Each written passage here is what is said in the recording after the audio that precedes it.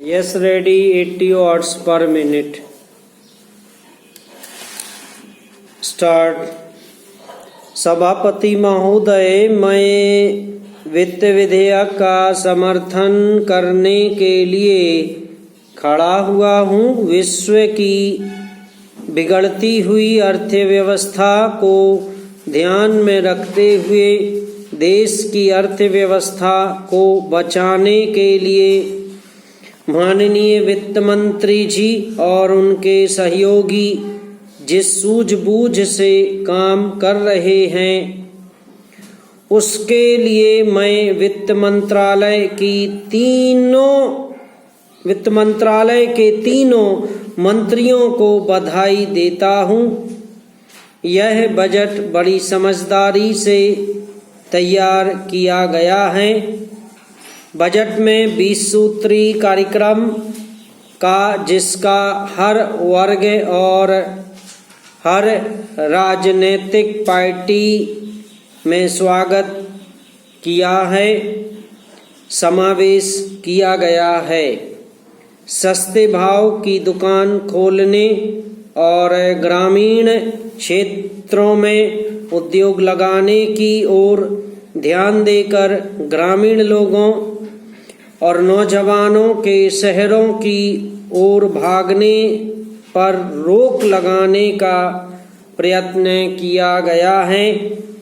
ग्रामीण विकास बैंकों में 25% की वृद्धि हमारी प्रगति का प्रतीक है। इससे प्रकट होता है कि गांवों की तरफ हमारी नजर गई है। जब तक हमारे गांवों का विकास नहीं होगा, तब तक इस देश का विकास नहीं हो सकता। इस बजट में मध्यम वर्ग के लोगों का ध्यान रखा गया है। महिलाओं की दिक्कतों को सामने रखा गया है और सरकारी कर्मचारियों के लिए वेतन आयोग बनाया गया है। ये सब स्वागत योग्य कदम हैं। पैरा विरोधी पार्टियों के सदस्यों ने इस बजट के बारे में जो आपत्तियां उठाई थीं, उनको ध्यान में रखकर वित्त मंत्री ने करों में राहत देने के बारे में कल जो घोषणा की है, मैं उसका भी स्वागत करता हूँ और उसके लिए उनकी प्रशंसा करता हूँ। कुछ परिस्थितियाँ अभी पैदा हुई हैं, जैसे उत्तर प्रदेश में गन्ने के संबंध में कठिन स्थिति बनी। स्वयं प्रधानमंत्री जी ने उसमें रुचि ली और भारत सरकार की ओर से राहत देने की घोषणा की गई और उसको तुरंत लागू भी किया गया। साथ ही साथ महाराष्ट्र में कपास की जो स्थिति पैदा हुई, उसको भी ध्यान में रखते हुए माननीय वित्त मंत्री जी ने रिजर्व बैंक को 12 करोड़ रुपए की सहायता देने का आदेश दिया।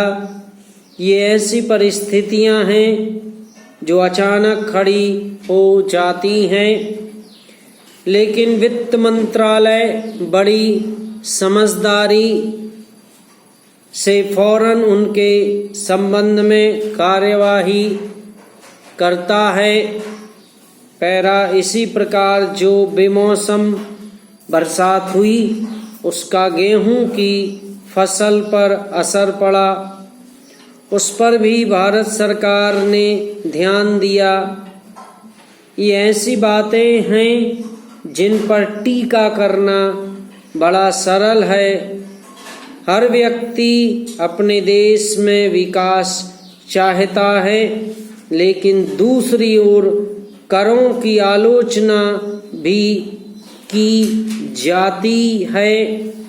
इससे अच्छा निकाल तो राष्ट्र का उद्धार नहीं कर सकता है। समाप्त।